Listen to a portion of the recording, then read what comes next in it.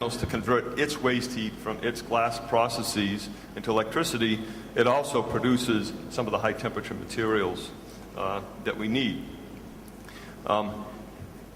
In the age of internet, innovation is no longer encumbered by physical boundaries, which is one of the reasons that I'm here today. We're a relatively small company, and not very many years ago, we would have been limited to North America and North American markets, North American supply chains. We're here having signed a MOU with King and about to sign an MOU with National Innovation Fund because there are opportunities to take and use the incredible resources here of oil and gas more efficiently by applying high technology and leveraging up the innovation chain with the economic benefits that go along with it. And so waste heat is the way to do that.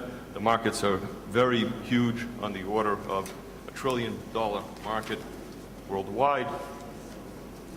And this is a picture of the prototype that we're building that's on display in our exhibit, in the exhibit hall. And so there's a vision initially, there's an idea, there's a roadmap, there's commercial viability, and then there has to be, for innovation to happen and to become real, there has to be the ecosystem to actually build it. And so in our case, that's chip manufacturer, that's machine shops, that's adhesive manufacturers, and various things. And these no longer need to come within a specific geographical location. And then ultimately, the ability to deliver value to the customer. And in our case, that's creating these panels that you see here that actually go into the waste heat streams and convert that heat that normally would just go up the chimney into electricity. Another piece of innovation ecosystem are entities that give recognition and reward to innovation along the way. Ultimately, the market rewards innovation. But along the way, a number of entities shown here have, including Cars Energy at the forum last October, have given validation, including #1 best venture from the National Renewable Energy Lab in Colorado. So at this point, we see what we have as really complementary to both existing and new forms of energy. And one way of thinking of it is putting the chip at the center of the energy industry, or at least part of the center of the energy industry, the same way the transistor did for the IT industry. And so although MTPV's experiences, our experiences specific to the U.S., I'll give you a brief overview of the entrepreneurial climate in the rest of North America. You can see that through the numbers here, that though the U.S. is a much larger economy, venture capital investments in both Canada and Mexico, as well as the U.S., are directionally proportional to GDP, which provides for a very active innovation environment. Now, this can also be, and typically is, regional in nature. For example, in the U.S., there are two pockets of venture capital activity, Silicon Valley and call it Northeast Boston, down to maybe Philadelphia, including New York. And then there are sort of emerging areas, Texas and Colorado. And additionally, we see other lesser-known regions which form ties to these primary regions and create drivers for more innovations coming from a broader geographical spread. In conclusion, I'll just say a word about universities, which is where our technology was born. It's my impression that in Canada and Mexico, you see a larger percentage of innovation coming from universities and country-sponsored research grants than from the private sector. For example, it's our experience that you'll often see a director-level person at events, innovation forums, innovation communities, representing the innovations that their country has to offer, less so for the United States. And so they tend to be more active in bringing the innovation to the business development level. And in conclusion, I would just add that it's been very much our experience in North America that innovation is really an intimate part of culture. And though we're talking here about universities, really innovation starts before the university level. For example, I'm on the board of a nonprofit that every year involves 10,000 high school students in an innovation competition.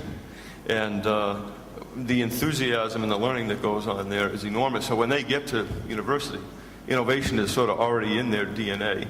And we see that as an enormous source of talent and an enormous source of innovation broadly. So that's it. Thank you very much. In this building. I did, however, appreciate the remarks you made and could perhaps respond to them in the way of summarizing, and apologize again for not doing justice to all the contributions from the previous speakers. The remarks you made about the source of innovation and about the mechanism certainly resonate with me and my experience in the American system, and I don't think that they're limited to that. I see the same challenges in Russia, where the Skolkovo Foundation is undertaking a similar project, hoping to follow similar guidelines, hoping to accomplish similar goals. And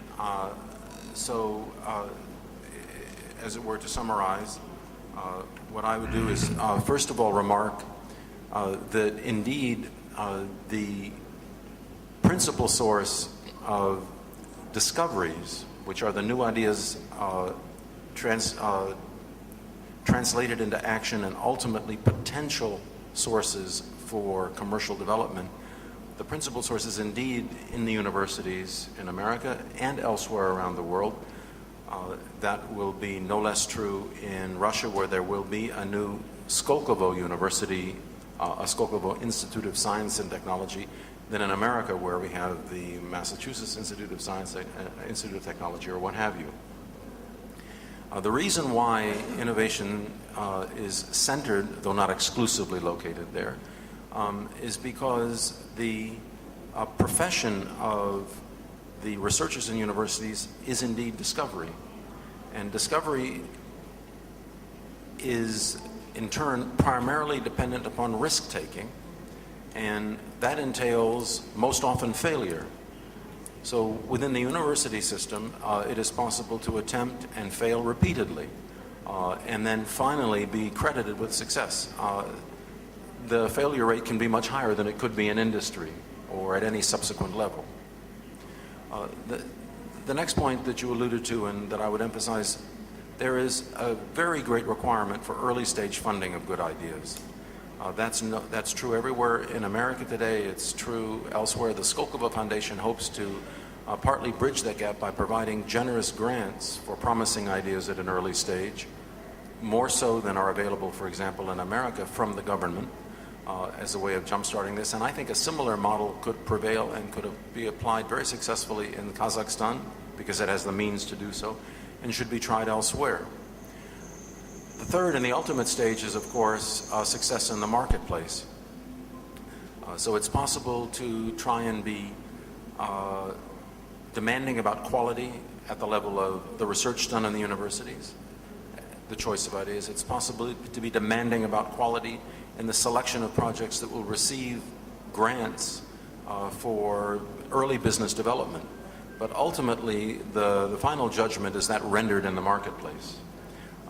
Few people realize that the Silicon Valley in California, for example, is a killing field for companies, not a place where they begin primarily. Very many more companies have failed than have succeeded there. The competition is fierce, and that is appropriate, and it is the way in which true selection for quality and applicability and success finally take place. The last thing that I would add that was alluded to in your remarks, and I'm sure commented upon by